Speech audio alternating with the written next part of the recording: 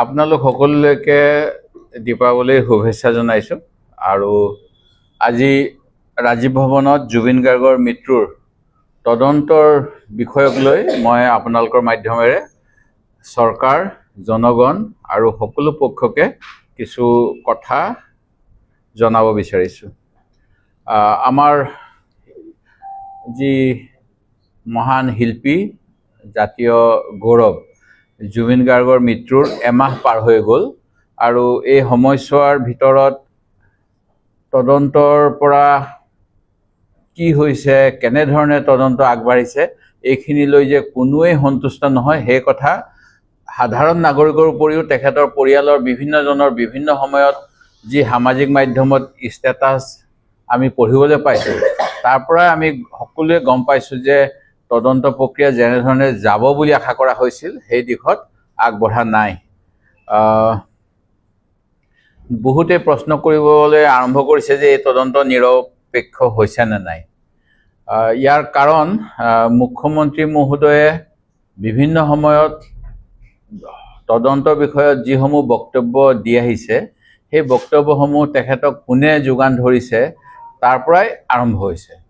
যেতিয়া মৃত্যু স্বাভাৱিক নে অস্বাভাৱিক এই কথাখিনি ৰাইজৰ মনত প্ৰশ্ন উদ্ৰেক কৰিছিল সেইখিনি সময়তে মুখ্যমন্ত্ৰী মহোদয়ে তেওঁক হত্যা কৰিছে বুলি ক'লে। নিশ্চিতভাৱে তেখেতৰ হাতত কিবা তথ্য থাকিব লাগিব, নহ'লে হিমন্ত বিশ্ব শৰ্মা ডাঙৰীয়াই 1000 বাৰ বিভিন্ন মিছা কথা ক'লেও মুখ্যমন্ত্ৰীয়ে এবাৰো নকয় বুলি তেওঁ যি কথা কৈছিল তাৰপিছত আপোনালোকে যিবিলাক সময়ত তেওঁক লগ পাইছে মুখ্যমন্ত্ৰী হিচাপে তেখেতৰ প্ৰতিক্ৰিয়াসমূহ ৰাইজৰ মাজলৈ লৈ আহিছিল। সেই গতিকে মুখ্যমন্ত্ৰী মহোদয়ে প্ৰথমেই ক'লে যে হত্যা হৈছে, তাৰ পৰৱৰ্তী সময়ত তেখেতে আকৌ আজি কেইদিনমান পূৰ্বে এটা কথা ক'লে যে এই প্ৰক্ৰিয়াৰ কাৰণে আপোনালোকে কিছু ধৈৰ্য ধৰক, যিসমূহ তথ্য ওলাব সেই তথ্যসমূহ অসমীয়া মানুহক হজম কৰিবলৈ বহুত সময় লাগিব। এনেকুৱা কি কথা তেখেতে SITৰ মুখৰ পৰা গম পাই আছে যে এনেকুৱা ধৰণৰ কথাবিলাক তেখেতে সংবাদ মাধ্যমৰ আগত কৈ আছে। প্ৰায় 6-7 বছৰ আগত বোধ কৰোঁ মুখ্যমন্ত্ৰী মহোদয়ে কিন্তু নিজেই কৈছিল যে জুবিন গাৰ্গৰ নিৰাপত্তাৰ প্ৰতি ভাবুকি আছে আৰু তেখেতৰ নিৰাপত্তা নিশ্চিত হ'ব লাগে। তেনেস্থলত তেখেত যেতিয়া বাহিৰলৈ গ'ল, এই যোৱাৰ সময়ত তেখেতক নিৰাপত্তা কেনেকুৱা দিয়া হ'ল, কি কৰা হ'ল, এই কথাখিনি নিশ্চিতভাৱে তদন্তৰ আওতালৈও আহিব লাগে।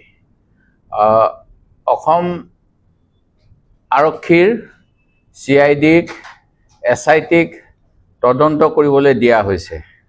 আমি বিচাৰিছিলোঁ এজন ন্যায়াধীশৰ নিৰীক্ষণত CBIৰ সহযোগত অসমৰ CIDয়ে তদন্ত কৰক। অসমৰ CID 1922 চনত ব্ৰিটিছ চৰকাৰ সময়তে এটা ফুল ফেজেড ডিপাৰ্টমেণ্ট হিচাপে স্থাপিত আৰু তাত বহুত বিষয়া কৰ্মচাৰী আছে।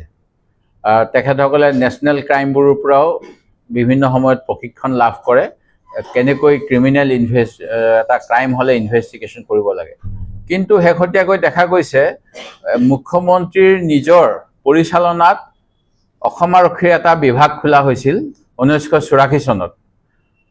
সেই বিভাগটোৰ নাম হ'ল CM ভিজিলেন্স।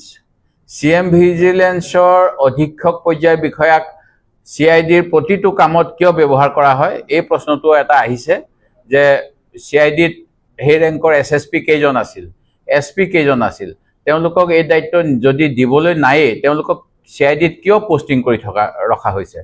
আৰু যিটো CM ভিজিলেন্স, এই CM ভিজিলেন্সৰ আমি মুখ্যমন্ত্ৰীয়ে ইয়াৰ পূৰ্বৰ এটা গোচৰত কৈ আছিল যে ভয়ানক তথ্য ওলাব প্ৰদেশ কংগ্ৰেছৰ সভাপতিৰ, তেখেতে প্ৰেছ কনফাৰেন্স কৰি আপোনালোক সকলোকে ছেপ্টেম্বৰৰ 10 তাৰিখে অৱগত কৰিব। তাৰপিছত ক'লে কেবিনেটত ডিচিশ্যন ল'লোঁ, দিল্লীৰ সাংবাদিক আনি তেওঁ তথ্যখিনি দিম যিখিনি তথ্য অতি ভয়াৱহ। আৰু এই সম্পৰ্কটো আছিল দেশদ্ৰোহিতা জাতীয় কথা কৈছিল। যদি তেনেকুৱা কথাই আছে মুখ্যমন্ত্ৰীয়ে কিয় ডিলে কৰি আছে। সেই গতিকে যিসকলক লৈ তদন্ত কৰিছে ৰাইজৰ স্বাভাৱিকতেই সেই বিষয়া 2-এজনৰ প্ৰতি কিছু সন্দেহ আহিছে। CIDৰ দ্বাৰাই আমি গম পাইছিলোঁ যে শ্যামকানু মহন্তৰ ঘৰত ৰেইড কৰা হৈছে।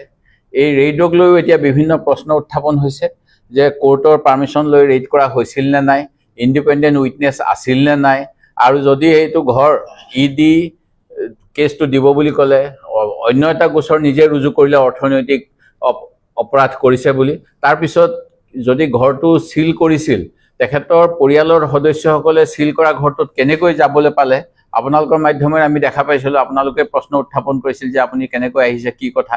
সেই গতিকে এই গোটেইবিলাক যিটো নিৰপেক্ষতা থাকিব লাগে সেইখিনি যেন কিছু অভাৱ হৈছে, সেই কথা দেখা গৈছে। জুবিন গাৰ্গৰ মোবাইলটো আমাৰ কোৱা হৈছিল অসমত চাইবাৰ ডোম আছে। তেওঁৰ মৃত্যুৰ পৰৱৰ্তী সময়ত ক'লে যে সঞ্জীৱন গাৰ্গে মোবাইলটো বিচাৰিছিল, সেই মোবাইলটো সিদ্ধাৰ্থ শৰ্মাই নিদিলে, তাৰপিছত সেইটো তাৰ ডাটা টেম্পাৰিং হ'ল নেকি, সেই কথাবিলাক আমি কেনেকৈ গম পাম। এতিয়া শেহতীয়া ভিডিঅ' ওলালে মুখ্যমন্ত্ৰীয়ে সঞ্জীৱন গাৰ্গক পিঠিত থপথপাই থকা, সেই কথাখিনিও ৰাইজে জানিব বিচাৰিছে যে তেওঁ কি কৈছিলে। এইবিলাক বহুতখিনি কথা আহিছে এতিয়া, যিখিনি কথাই বহুত সন্দেহ ভিতৰলৈ নি আছে। এই গোটেইবিলাক তথ্যৰ যিখিনি তদন্তৰ আঘাত নহয়, সেই গোটেই তথ্যখিনি আমাৰ সকলোৱেই পাব লাগে। আৰু মই পূৰ্বতো দাবী কৰিছিলোঁ যে অসম বিধানসভাৰ এখন সৰ্বদলীয় হাউচ কমিটি থাকিব লাগে, দিব লাগে। আজি মই নাজানো অসমৰ কিছুমান ব্যক্তিক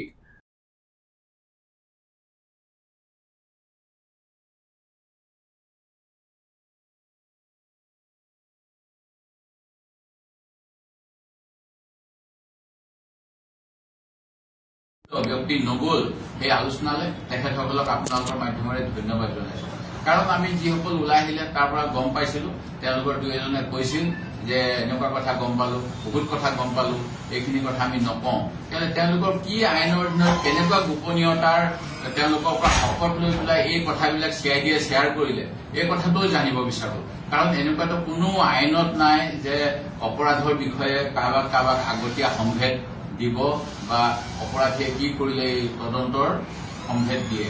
এই গোটেইবিলাকে আমাক CID-ৰ বৰ্তমানৰ যিখিনি তদন্ত হৈ আছে সেইখিনিৰ ওপৰত প্ৰশ্ন উত্থাপন কৰিবলৈ বাধ্য কৰিছে। মুখ্যমন্ত্ৰী মহোদয়ে নিজে কৈছিল CID-য়ে অসমৰ বাহিৰত কৰিব নোৱাৰে, এতিয়া CID অসমৰ বাহিৰলৈ যাব পৰা হ'ল। সেই CID যাব পাৰিব নোৱাৰিব সেই কথাখিনিৰ কাৰণে আমি CBI বিচাৰিছোঁ। তেতিয়া কৈ দিলে যে কাকতালীয় সংযোগ নে কি নাজানো, অন্যবিলাকেও CBI বিচাৰিছে, দেৱব্ৰত শইকীয়া বিৰোধী দলপতিও CBI বিচাৰিছে। CBI বিচৰাৰ মূল কাৰণটোৱে আছিলে যে টেকনিকেল কথা, যিটো ইণ্টাৰপলৰ অসমৰ ভাৰতৰ কাৰণে প্ৰতিনিধিত্ব কৰে CBI, সেই গতিকে মই CBI সহযোগিতাটো বিচাৰিছিলোঁ অসম আৰক্ষীৰ, যাতে CBI সহযোগ কৰে। আৰু মুখ্যমন্ত্ৰীয়ে ক'লে যদি CID ফেইল কৰে CBI দিব। এইটো কেনেকুৱা ধৰণৰ কথা যে আমি কিবা পৰীক্ষাত কিবা পাছ ফেইলৰ কথা পাতিছোঁ নেকি? আমি এটা হত্যাকাণ্ডৰ মুখ্যমন্ত্ৰীৰ ভাষাত ক'বলৈ গ'লে মাৰ্ডাৰ কেছৰ ইনভেষ্টিগেশ্যন কৰি দোষীক শাস্তি পোৱাটো বিচাৰিছোঁ।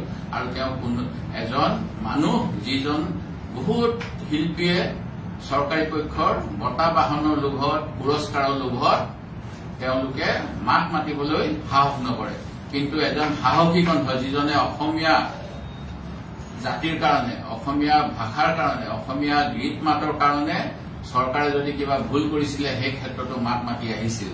শেহতীয়াকৈ যেতিয়া ভাৰত চৰকাৰে অসমীয়া ভাষাক ধ্ৰুপদী ভাষা বুলি স্বীকৃতি দিলে বুলি ক'লে, সেইখিনি সময়ত তেওঁ ভাৰত চৰকাৰক গালি পাৰিবলৈ সাহস কৰিছিল যে ধ্ৰুপদী ভাষা কেনেকৈ হ'ব পাৰে, যি সময়ত পালি, সংস্কৃত আৰু প্ৰাকৃত এই তিনিটা ভাষাই প্ৰকৃততে, আৰু তাৰ পৰাই বিভিন্ন ভাষাসমূহ উৎপত্তি হৈছে। সেই গতিকে এনেকুৱা এজন সাহসী শিল্পী খুব ৰেয়াৰ। তেখেতৰ মৃত্যুত কি কি কথা থাকিব পাৰে, কাৰণ তেখেতে যিটো কোৱা হয় হেড অন লৈছিলে চৰকাৰৰ কিছুমান ভুল সিদ্ধান্ত, গছ কটাৰ ভুল সিদ্ধান্ত বুলি তেওঁ উল্লেখ কৰি আছিল। দীঘলী পুখুৰীত গছ কাটোতে তেওঁ কৈছিল, কাখন মই জীয়াই থকালৈকে নামানো বুলি কৈছিল, যিখনৰ যোগেদি বিদেশী আনিব বিচৰা হৈছে। আৰু এই গোটেইবিলাক কথাও যথেষ্ট নিশ্চিতভাৱে গুৰুত্বপূৰ্ণ। মই সেই গতিকে এই বিষয়ত মই আৰু মোৰ ফালৰ পৰা মই ছিংগাপুৰৰ high commissioner, president of India, justice Soumitra শইকীয়াৰ কমিশ্যন আৰু ছিংগাপুৰৰ প্ৰাইম মিনিষ্টাৰকো বিভিন্ন কথাখিনি আঙুলিয়াই দি পত্ৰ লিখিছোঁ। আৰু মই সেই গতিকে পুনৰবাৰ ক'ব বিচাৰোঁ যে আমাৰ এই যিটো অনুষ্ঠানলৈ গৈছিল এই অনুষ্ঠানটো কিন্তু যিসকলক ধৰা হৈছে তেওঁলোক আছিলে on the basis of payment event organiser. ইভেণ্টটো কোনে অৰ্গেনাইজ কৰিছিলে? ইভেণ্টটো অৰ্গেনাইজ কৰিছিলে ভাৰত চৰকাৰৰ বৈদেশিক পৰিক্ৰমা মন্ত্ৰণালয়ে। ভাৰত চৰকাৰ ছিংগাপুৰ চৰকাৰৰ দ্বিপাক্ষিক মিত্ৰতাৰ 60 বছৰ উদযাপন কৰিবলৈ। সেই গতিকে ভাৰত চৰকাৰৰ বৈদেশিক পৰিক্ৰমা বিভাগ ইয়াত পোনপটীয়াকৈ জড়িত। তেখেতসকলে কেনেকুৱা ধৰণৰ সা সুবিধা এই চৰকাৰী প্ৰগ্ৰামত যোৱা অতিথিসকলক দিব সেই কথাৰ ক্ষেত্ৰত তেওঁলোকৰ কি প্ৰটকল আছে। তেওঁলোককতো মুখ্যমন্ত্ৰীয়ে কৈছিল যে 11জন কিমান 16জন জাহাজত যোৱা মানুহক আমি নটিচ দিছো। এই ছিংগাপুৰ হাই কমিছনৰ বিষয়াসকলক কিয় নটিচ দিয়া হোৱা নাই? তেখেতসকলেতো এই এৰেঞ্জমেণ্টটোত যিজন মহন্ত ট্ৰেণ্ড MMS নে কিবা এটা তেওঁলোকৰ লগত কথা পাতিছে। তেওঁলোকৰ অনুষ্ঠানটো তাত উদযাপন কৰিবলৈ গৈছে। তেওঁলোকে আমাৰ যিজন গোটেই বিশ্বত এতিয়া তেওঁ নিজে ক'ব দৰে যে অসমক 3টা কামৰ কাৰণে চিনি পায়: গড়, জুবিন গাৰ্গ আৰু চাহপাত।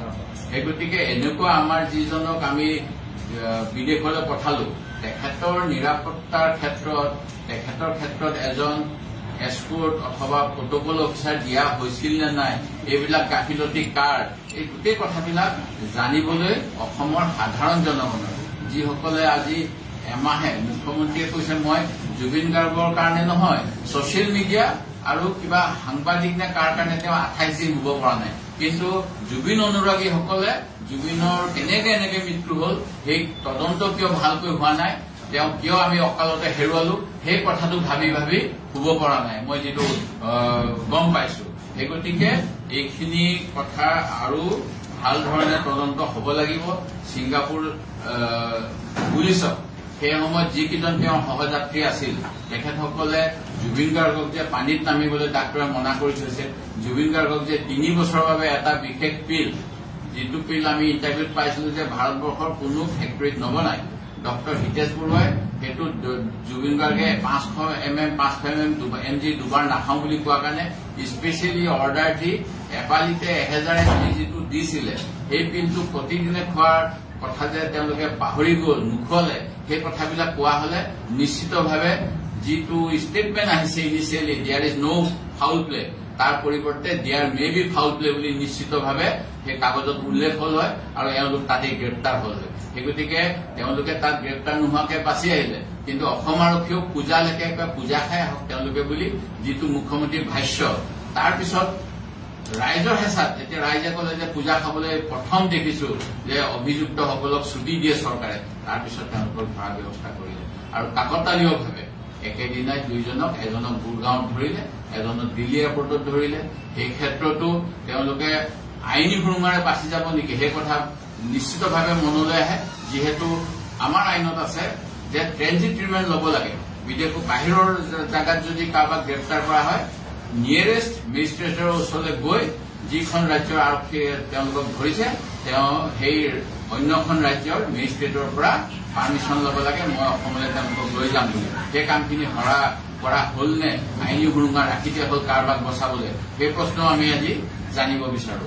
ঠিক তেনেকৈ অন্য এটা ডাঙৰ কথা হল যে 23 তাৰিখে আমি যেতিয়া জুবিন গাৰ্গৰ পাৰ্থিৱ শৰীৰ আমি সংস্কাৰ কৰিলো, তাৰপিছত অসম চৰকাৰৰ ফালৰ পৰা ঘোষণা কৰিলে যে অসমৰ শিক্ষামন্ত্ৰী ডাঙৰীয়াই ব্যৱস্থা ল'ব আৰু বিমল বৰা ডাঙৰীয়াৰ নেতৃত্বাধীন মন্ত্ৰী সাংস্কৃতিক বিভাগে জুবিন দেহৰ চিতাভস্ম অসমৰ বিভিন্ন স্থানলৈ এটা ৱেবছাইটৰ যোগেদি ইয়াৰ ব্যৱস্থা কৰিব আৰু ইয়াৰ বাবে অনলাইন আবেদন কৰিলেই হ'ল।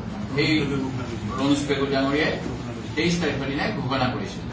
সেই ৱেবছাইটটো ক'ত, কিমানে এপ্লাই কৰিলে, কিমানক দিয়া হ'ল আৰু যিসকলে এপ্লাই কৰিলে, মোৰ নাজিৰাত জুবিন ফেন ক্লাবে এপ্লাই কৰিছিলে, মই তেওঁলোকক সুধিলো চিতাভস্ম আনিব পাৰিলে নে নাই। তেওঁলোকৰ যিজন তাৰ স্থানীয় জুবিন ফেন ক্লাবৰ মেনেজমেণ্ট সভাপতি অথবা সম্পাদক তেওঁ কলে নহয়, চিতাভস্ম আনিবলৈ দিয়া হোৱা নাই, চিতাভস্মখিনি চৰকাৰে বোলে নিদিয়ে, তাৰ পৰিৱৰ্তে তেওঁলোকে সেই 10 বিঘা মাটিৰ কিছু মাটি লৈ গৈছে প্ৰতীকী হিচাপে এটা কলহত ভৰাই। আমি সেইখিনি যোৱা 19 তাৰিখে নাজিৰাৰ দিখৌ নৈত আমি মানে নৈত প্ৰৱাহ কৰিলো। কিন্তু এই কথাটো তেওঁৰ অস্থিখিনি লৈও কিয় চৰকাৰে লুকা-ভাকু খেলিছে আৰু কি কাৰণত আমি জানো যে বহুত মানুহে হিন্দু ধৰ্মৰ মানুহে তেওঁলোকৰ পৰিয়ালৰ অস্থি বছৰ বছৰ ধৰি ৰাখি থয়। যেতিয়া তেওঁলোকৰ নিজৰ আৰ্জিত পুঁজি ভ্ৰমণৰ বাবে মানে গোট খাব, তেতিয়া তেওঁলোকে হয় হৰিদ্বাৰ, নহয় কেদাৰনাথ, নহয় বুধগয়াত দি পেলাই বিসৰ্জন দিবলৈ যায়। ধনী মানুহৰ নিচিনাকে স্পেচিয়েল ফ্লাইটত একেদিনাই দিবলৈ নাযায়। তেনেস্থলত সেইখিনি যদি সংৰক্ষণ কৰিছিলে কিয় অসমৰ জনগণক জুবিন ফেন ক্লাব আৰু অন্যান্য অনুৰাগীসকলক দিয়া নহল? সেই প্ৰশ্নটোৰ উত্তৰ আমাক চৰকাৰৰ ফালৰ পৰা জৰুৰীভাৱে দিব লাগে। দ্বিতীয়তে আৰু মই যেহেতু আপোনালোকক হাই কমিশ্যনৰ কথা কলো, এই ক্ষেত্ৰত মই আচৰিত হওঁ যে জুবিন গাৰ্গৰ সহযোগী, জুবিন গাৰ্গৰ ব্যৱস্থাপক, যিজন আমাৰ অসমৰ ৰাজ্যসভাত প্ৰতিনিধিত্ব কৰি বৰ্তমান ভাৰত চৰকাৰৰ বৈদেশিক ৰাজ্যিক মন্ত্ৰী হৈছে, তেখেতে এই সময়ছোৱাত কি কি কৰিলে সেই কথাখিনিও স্পষ্ট হ'ব লাগে। আজি ভাৰত চৰকাৰৰ এটা প্ৰগ্ৰামত যোৱাৰ পিছত, ভাৰত চৰকাৰৰ বৈদেশিক বিভাগৰ প্ৰগ্ৰামত যোৱাৰ পিছত বৈদেশিক মন্ত্ৰী এছ জয়শংকৰ ডাঙৰীয়া আজিলৈকে কিয় অসমলৈ নাহিলে? তেওঁৰ এটা চৰকাৰী প্ৰগ্ৰামত গৈছে আৰু অনিচ্ছা স্বত্বেও গৈছে বুলি কৈছে। মই নাজানো কোনে হেঁচা দিলে, কাৰণ বিভিন্ন তেওঁৰ অনুৰাগী বা তেওঁৰ সহকৰ্মীসকলে কৈছে যে মোৰ চিনেমাৰ কাম আছে, মোৰ ৰেকৰ্ডিং কৰিব আছে, এনেকুৱা ধৰণৰ কিছু অজুহাত লৈ জুবিন ডাঙৰীয়াই যাব বিচৰা নাছিলে আৰু কিছুমান মানুহে তেওঁক হেঁচা দি আছিলে। সেই হেঁচা দিয়া সকলৰ ভিতৰত এই চৰকাৰী প্ৰগ্ৰামত যাবলৈ চৰকাৰী মন্ত্ৰীজনো আছিল নেকি, সেই প্ৰশ্ন আমাৰ মনলৈ আহিছে।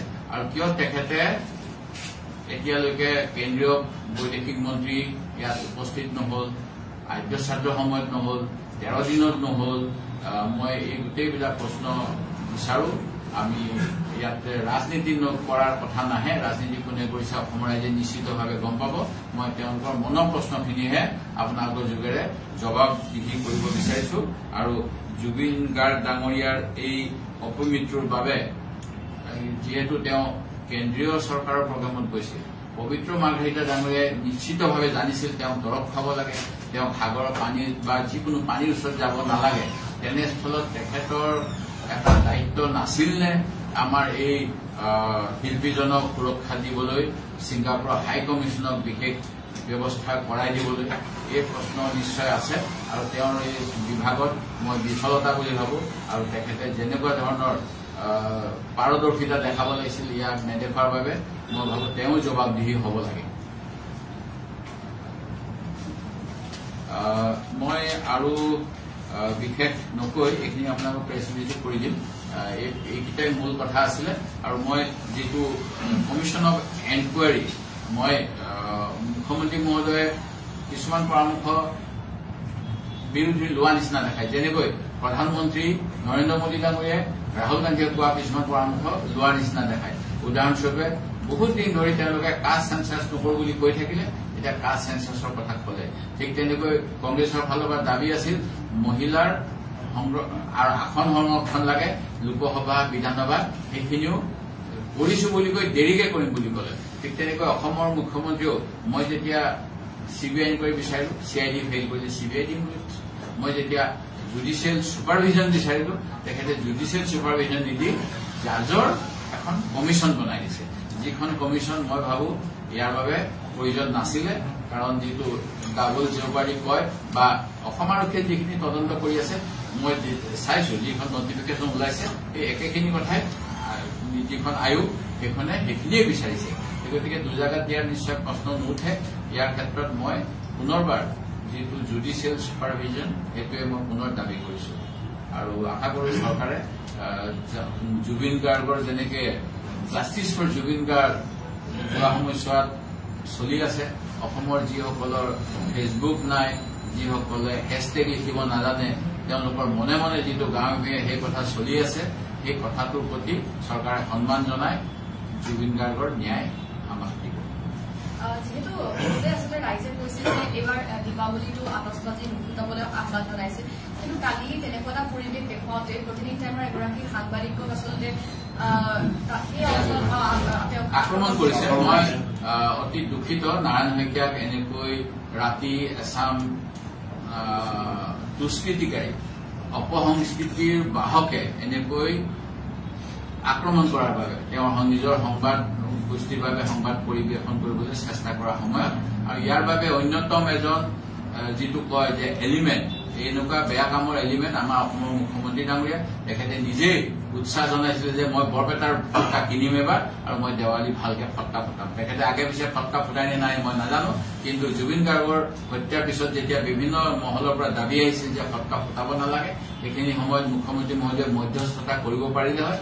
তেখেতে যিসকলৰ পাৰ্মিশ্যন লৈছিলে ফটকা আনিবলৈ, যিসকলৰ হাতত তেওঁলোকে মেজিষ্ট্ৰেটে লাইচেঞ্চ দিছিলে ফটকা সংগ্ৰহ কৰিবলৈ, তেখেতসকলক এককালীন সাহায্য দিব পাৰিলে হয়। সেইটো নিশ্চিতভাৱে যেনেকৈ আমাৰ কাৰোবাৰ ঘৰ জ্বলি গলে যিটো আপোনাৰ ৰিলিফ এটা দিয়া হয় ৰেভিনিউ ডিপাৰ্টমেণ্টৰ পৰা দায়িত্ব পৰা, তেনেকৈ তেওঁলোকৰ সেইখিনি ক্ষতিপূৰণ দিয়াৰ নিশ্চিতভাৱে আমাৰ সৰ্বশক্তিমান পাৱাৰফুল মুখ্যমন্ত্ৰীয়ে সেই কামখিনি সংঘাত নলগোৱাকৈ কৰিব পাৰিলে হয়। কিন্তু কিবা কাৰণত মুখ্যমন্ত্ৰীয়ে সংঘাতৰ দিশত লৈ যাব বিচাৰিলে। এই ঘটনা তাৰ অন্যতম এটা কাৰক বুলি মই ক'ব বিচাৰিছো। আৰু মই লজ্জিত এনেকুৱা ধৰণৰ আজিও ছচিয়েল মিডিয়াত চাইছো বিভিন্নজনে এই কথাবিলাক লৈ আলোচনা বিলোচনা কৰি আছে, মুখ্যমন্ত্ৰী মহোদয়ে দোষাৰোপ কৰি আছে। মই এনেকৈ ময়ো তেখেতক সমালোচনা তেখেতৰ কামৰ ভুলৰ বাবে নিশ্চিতভাৱে কৰিব লাগিব, কিন্তু এনেকুৱা ক্ষেত্ৰত তেখেতে নিশ্চিতভাৱে উপযুক্ত এটা মধ্যম পন্থা উলিয়াব পাৰিলে হয়, যিটো ইচ্ছাকৃতভাৱে তেখেতে নকৰিলে, সংঘাতৰ দিশত লৈ গল। তাৰ বাবে আজি এই অৱস্থা হৈছে সাংবাদিক আক্ৰমণ। এটা কথা উল্লেখ কৰিছে যে সৌমিত্ৰ শইকীয়া যিগৰাকী ন্যায়াধীশ তেওঁলোকৰ পত্ৰ লিখিছে ছিংগাপুৰৰ প্ৰধানমন্ত্ৰী বা হাইকোৰ্টে, যিহেতু ৩ অক্টোবৰৰ পৰা শুনানি গ্ৰহণ কৰিব কমিশ্যনে, আপুনি তাত অংশগ্ৰহণ? মই এই শুনানিত মই অংশগ্ৰহণ নকৰো প্ৰথম কথা, আৰু মই যিখিনি ক'ব লাগে তেখেতৰ, আৰু মই কমিশ্যনখন এনেকুৱা কমিশ্যন হোৱাৰ মই বিৰোধিতা কৰিম। মই আজি হাইকোৰ্ট বন্ধ, আজি চৰকাৰী অফিচো বন্ধ, মই অহাকালিলৈ আজি চিন্তা কৰিম মই মোৰ পৰামৰ্শদাতাসকলৰ লগত মই ইয়াৰ কি অন্য অল্টাৰনেটিভ কিবা আছে নেকি, পূৰ্বৰ কিবা পূৰ্বানুমান কৰি মই সেই দিশত সকলোকে অগ্ৰসৰ হবলৈ অনুসন্ধান আহ্বান জনাম, যাতে নিৰপেক্ষতা মই একো বিচৰা নাই। মই কোন দুখী মই নাজানো, মুখ্যমন্ত্ৰীয়ে ক'বৰ দৰে মই আগতীয়াকৈ ক'ব নোৱাৰো হজম নোহোৱা কি কথা আহিব, কিন্তু মই ক'ব বিচাৰো যে এই মৃত্যু নিশ্চিতভাৱে কোনোবাই পৰিকল্পনা কৰিছে। আপুনি এনে পত্ৰখনত কেনেধৰণৰ বিষয়ে সন্নিৱিষ্ট কৰিছে যিখন ন্যায়িক আয়োগলৈকে প্ৰেৰণ কৰিছে? মই আপোনাক আজি শ্বেয়াৰ কৰি দিম অলপ পিছত। তাত মই মানে বিভিন্ন ধৰণৰ এংগলখিনিৰ কথা কৈছিলো, ধৰক মানে চৰকাৰী বিৰোধিতাৰ কথাও মই কৈছো। এতিয়া কৈ আছে যে পইচাৰ কাৰণে, মই কৈছিলো যে কিজানি জুবিন গাৰ্গ, সিদ্ধাৰ্থ শৰ্মা, শেখৰ গোস্বামীৰ কাৰণে সোণৰ কণী কৰা হাঁহ, এটা কণী দিয়ে। কোনোবাই 2টা কণী দিয়ে হাঁহ দিম বুলি কৈছে নেকি? তেওঁলোকে এটা কণী মাৰি পেলাই 2টা কণী হাঁহটো লৈ লৈছে। মোৰ এনেকুৱা ধাৰণা হৈছে, মই নাজানো। আৰু তেওঁলোকে চৰকাৰী বিৰোধী কথাবিলাকো কৈছিল। সেই গতিকে অন্য কোনোবাই মুখ্যমন্ত্ৰীয়ে কৈ থাকে তৃতীয় পক্ষ, চৰকাৰক বিপথে চলা পেলাবলৈ তৃতীয় পক্ষ আছিল নেকি, মই সেইটোও জানিব লাগে। নে বহুত ধৰণৰ কথা আহিছে। তেখেতে কা জীৱিত অৱস্থাত কা নামানো বুলি কৈছিলে। কোনোবা দলক, কংগ্ৰেছ দলকো সমালোচনা কৰিছে। মই কংগ্ৰেছ দলক যিখিনি কথাত সমালোচনা কৰিছে আমি শুধৰাবলৈ চাইছো, কিন্তু তেওঁ অন্য দলকো সমালোচনা কৰিছিলে। সমালোচনা সহ্য নকৰিব নিবিচৰা এই দেশত গণতন্ত্ৰ ধ্বংস কৰিব বিচৰা মানুহ আছে, যিসকলে সমালোচনা সহ্য কৰিব নোৱাৰে। তেনেকুৱা কোনোবা এলিমেণ্টৰ তেওঁ বলি হ'ল নেকি, সেই কথাও জানিব লাগিব। জুবিন গাৰ্গৰ যিটো ৰহস্যজনক মৃত্যু এতিয়াও ৰহস্য ভেদ হোৱা নাই, কিন্তু বিৰোধীবোৰে সিদিনাখন কাঞ্চনজংঘা জুবিনেশক আলোচনী কৰিছে, তাত স্কুবা ডাইভিঙৰ মৃত্যু হোৱা বুলি উল্লেখ কৰিছে। যিটো মই আমাৰ এডিটৰ আছে ইয়াতে, তেখেতক মই আপোনাক ক'ব কৈছো, কিন্তু তাৰ আগতে মই এষাৰ কৈ দিওঁ। মই 24 ছেপ্টেম্বৰ বা 25 ছেপ্টেম্বৰ প্ৰধানমন্ত্ৰী ৰাষ্ট্ৰপতি দ্ৰৌপদী মুৰ্মুলৈ পত্ৰ লিখি এই ঘটনাৰ বাবে উচ্চ ন্যায়ালয়ৰ ন্যায়াধীশৰ তত্বাৱধানত মই তেওঁক অনুসন্ধান কৰিবলৈ কোৱা নাই, তেওঁক ছুপাৰভাইজ জনালো। CIDয়ে চলোৱা তদন্তত CBI সহযোগ কৰিব লাগে বুলি আহ্বান জনাইছিলো। চিঠিখনত মই কৈছিলো যে জুবিন গাৰ্গে অসমীয়া জাতীয়তাবাদক নেতৃত্ব দিছিল। বৰ্তমান যি জাতীয়তাবাদ সংকটত পৰিছে বুলি আমি সকলোৱে জানো, আৰু অসমত কা আইন বলবৎ হোৱাটো নিবিচাৰিছিল। শিল্পীগৰাকী এই বুলিও কৈছিল মোৰ মৃত্যু হলেও মই অসমত কাক বলবৎ হবলৈ নিদিওঁ আৰু এনেধৰণৰ তেওঁ বৃক্ষৰোপণৰ কথা কৈছিল তেওঁ আমাৰ আৰু অন্যান্য বিভিন্ন দিশত আছিলে এই গতিকে মই গোটেইখিনি কথা তদন্ত যেতিয়া সামৰি লৈ মই সেইটো ইচ্ছা প্ৰকাশ কৰিছো মোৰ প্ৰশ্নটো হ'ল যে ছিংগাপুৰ পৃথিৱীৰ আটাইতকৈ আপোনাক প্ৰশ্ন কৰা হৈছিলে যে এইটো কালি বিৰোধী দলৰ সমাৱৰ্তন এইটো মোৰ আমাৰ এডিটৰে দিব বুলি কৈছো যিখন সম্পাদনা সমিতি আছিলে আমাৰ গোট আৰু সদস্য তাতে এটা কাৰিকৰী ভুল হ'ল স্পেলিং এটা যে ৰহস্যজনক অৰ্থাৎ স্কুবা ডাইভিং হ'ল এইটো আচলতে যেতিয়া প্ৰেছলৈ গুচি গ'ল তেতিয়া কাৰেকশ্যন ভাৰ্চনটো নগ'লে আৰু সেইকাৰণে কিছুমানে কাৰেকশ্যন কৰি ইয়াৰ PDF কপি অলৰেডি দিয়া হৈছে সকলোকে দিয়া হৈছে কাৰেকশ্যন কৰি দিয়া হৈছে ভুল হৈছে আৰু ভুলখিনি ফেচবুকত তেওঁলোকে দিছে অলৰেডি ভুল হোৱাৰ চাবচোন 50 বছৰ পিছত যদি এই আলোচনীখনলৈ কোনোবাই ৰিচাৰ্চ কৰে কাৰেক্টেড ভাৰ্চনটোও পাব আনকাৰেক্টেড ভাৰ্চনটোও পাব চিন্তা কৰি যদি কোনোবাই আৰু সেইটো হেক কৰি পেলাই লুকুৱাই নিদিয়ে ছিংগাপুৰ আটাইতকৈ ট্ৰান্সপাৰেণ্ট কাণ্ট্ৰি একদম তাত চুইংগাম খালো পিতে ছিংগাপুৰে ন' ফল্ট প্লে বুলি দিছে নিশ্চিতভাৱে এতিয়া এইটো ডিপেণ্ড কৰিলে অসমতো পষ্টমৰ্টেম হৈছে আৰু চৰকাৰে আৰু এটা টেকনিকেল কথা কৈছে যে মিনিমাম 3 মাহ সময় তদন্তৰ বাবে যিটো টেকনিকেল কথা পৰিচালনা কৰা হৈছে তাৰ পিছতো মানে আপুনি কৈছে যে মই বুজি পালো আপোনাৰ মই কওঁ ছিংগাপুৰত ন' ফাউল প্লে বুলি কি কাৰণে ক'লে তাৰ যিসকল লগত গৈছিলে তেওঁলোকে ডক্টৰ হিতেশ বৰুৱাই আমাক জুবিন গাৰ্গক জুই আৰু পানীৰ পৰা আঁতৰত থবলৈ কৈছিল নে নাই সেই ষ্টেটমেণ্টটো মই জানিব লাগিব তাৰপিছত ফাউল প্লে হৈছে নাই ক'ব পাৰিম সেই কিয় লিখিলে সেই গতিকে মই 22 তাৰিখৰ দিনাই লিখিলো যে আমি অসম আৰক্ষীয়ে ফাউল প্লে বুলি ছাছপিচিয়াছ চাৰ্কুমেণ্টছবোৰ সন্দেহ কৰিছে সেইকাৰণে সেইবিলাক প্ৰিজাৰ্ভ কৰিব লাগিব এইটো মোৰ এখন চিঠি কিন্তু অসম চৰকাৰে সেইখিনি কাম কেতিয়া কৰিলে এক্সটাৰ্নেল এফেয়াৰ্ছ মিনিষ্ট্ৰীলৈ মই লিখিছিলো তেওঁলোকে সেইবিলাক কথা ছিংগাপুৰৰ কৰ্তৃপক্ষক ক'লে নে নাই মই আশা কৰিছো মুন্না প্ৰসাদ গুপ্তা ঘূৰি অহাৰ পিছত আমাক এইকেইটা কথাও ক'ব যে আমি অফিচিয়েলি আমি ইয়াত এটা ক্ৰাইম ইনভেষ্টিগেশ্যন কৰি আছো আমাক মুখ্যমন্ত্ৰীয়ে কোৱাৰ পিছত আৰু আপোনালোকক আমি আমাৰ ক্ৰাইমত সহযোগ কৰিবলৈ প্লেচ অফ অকাৰেঞ্চৰ হোটেলত থকা ৰুমৰ জাহাজখনৰ আৰু ক'ৰবাত বমি চমি কিবা হৈছিল বুলি কৈছে সেইবিলাক চেম্পল টেম্পল সেইবিলাক ৰাখিছে নে নাই সেই কথাখিনি বিচাৰি ভাৰতৰ তদন্তকাৰী সংস্থাই কেতিয়া পঠাইছিলে সেইখিনি কথা অৱগত কৰিব লাগিব তেতিয়া এই প্ৰশ্নটোৰ আৰু ক্লিয়াৰ কাট কথা আহিব যে ছিংগাপুৰ পুলিচে কিয় ন' ফাউল প্লে বুলি লিখিলে তেওঁক যে দৰৱ দিব লাগে বুলি কৈছে সেই কথাটো শেখৰ গোস্বামীয়ে নাজানো বুলি কৈছে কিন্তু সিদ্ধাৰ্থ শৰ্মাই জানে অমৃত প্ৰভা মহন্ত বোলাকে জানে আৰু অসমৰ যিসকল গৈছে সেইসকলে বণ্ডেড লেবাৰ যিটো আমাৰ আগত ব্ৰিটিছৰ সময়ত ভাৰতৰ পৰা ব্ৰিটিছসকলে আফ্ৰিকান কাণ্ট্ৰিবিলাক অন্য কাণ্ট্ৰিত সাধাৰণ শ্ৰমিকক লৈ গৈছিল তাতে কৃষি কৰিবলৈ কুঁহিয়াৰ খেতি কৰিবলৈ অন্যান্য কাৰণত যিসকল গৈছে তাত আমাৰ মুখ্যমন্ত্ৰী মহোদয় ব্ৰাইট বুলি যিসকলক কৈছে এই ব্ৰাইটসকল এনেকুৱা শিপাৰ পৰা আঁতৰি থকা নহয় কেতিয়াও তেওঁলোকে নিশ্চিতভাৱে জুবিন গাৰ্গৰ যিবিলাক এক্সিডেণ্ট হৈছিলে যিটো চেজাৰ আছে সেইবিলাক কথা নিশ্চিতভাৱে জানে সেই গতিকে তেওঁলোকে কৈছিলে না সেই কথাখিনি যে পানীত নামিব নালাগে ডাক্তৰে দৰৱ খাব কৈছে সেই গোটেই কথাবিলাক আমাকে কৈছে তেওঁলোকৰ সেই ষ্টেটমেণ্টবিলাক কেনেকে ৰেকৰ্ড কৰিলে সেইখিনি কথা জনাৰ পিছত যদি ন' ফাউল কৰিছে তেতিয়াহ'লে আমি এই ক্ষেত্ৰত বিতৰ্ক কৰিলে ভুল হ'ব কিন্তু তেওঁলোকৰ ষ্টেটমেণ্ট জনাৰ আগতে তেওঁলোকক যদি একোৱেই কোৱা নাই তেওঁলোকে কেনেকে জানিব সেই গতিকে ন' ফাউল প্লে লিখাটো আমি জনাসকলে সেইটোৱে ভুল বুলি কৈছো দৰৱ নিদিয়ে পানীত নামিব নিদিয়ে এনেকুৱা অভিযোগ এনেকুৱা কৰি কেছটো দুৰ্বলে হৈ যাব আদালতত এতিয়া দৰৱ নিদিয়াৰ কাৰণে মই নাজানো মই আপোনাৰ লগত আদালতী কথাখিনি নাপাতো চৰি মই যিখিনি সাধাৰণ জ্ঞানেৰে কৈছো মই মোৰ LLB ডিগ্ৰীও নাই LLMও নহয় PhDও নহয় মই গতিকে এইখিনি কথা নাপাতো মই খালি ইমানেই কম যে শিল্পীজনৰ লগত হোৱা দুৰ্ভাগ্যজনক ঘটনাৰ ঠিক পিছত 22 ছেপ্টেম্বৰত ছিংগাপুৰত থকা ভাৰতীয় উচ্চায়ুক্তক মই পত্ৰ লিখিছিলো এই পত্ৰত ছিংগাপুৰ আৰক্ষীক বিষয়টো তদন্ত কৰাৰ লগতে সাক্ষ্য প্ৰমাণ CCTVৰ ফুটেজ সাক্ষীৰ জবানবন্দী স্বাস্থ্যগত সকলো প্ৰমাণ অটপচিৰ প্ৰতিবেদন সংৰক্ষিত কৰিবলৈ আহ্বান জনাইছিলো সেই গতিকে মই সেইখিনি কথা 22 তাৰিখে কৈছো অসম চৰকাৰে CID কেই তাৰিখে গলে জানিলে গম পাম সেই গতিকে ফালতু এক ৰিপৰ্টটো 21 তাৰিখে আহি গল সেইকাৰণে মোৰ অলপ সন্দেহ হল কাৰণ ইয়াত সব মানুহে কৈছিলে যে তেওঁ দৰৱ দিয়া নাই জুবিন গাৰ্গৰ পত্নীয়ে কৈছিলে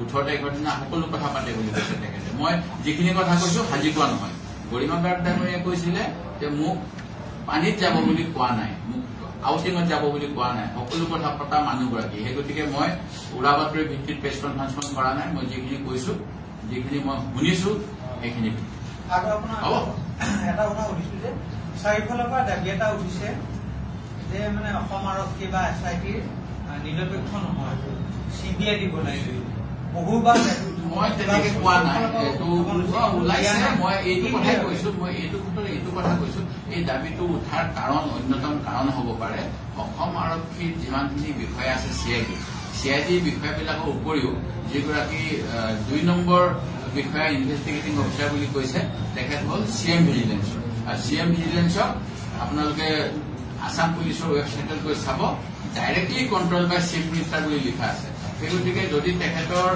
পাৰদৰ্শিতা আছে এনেকুৱা কেছত তেখেতক CM ভিজিলেন্সৰ পৰিৱৰ্তে CID লৈ কেলে লৈ যোৱা নাই এনেকুৱা ধৰণৰ কথাখিনিৰ কাৰণে বোধহয় এই কথাটো আহিছে এই কথাটো কিন্তু চৰকাৰে ভাবিবলগীয়া হ'ব।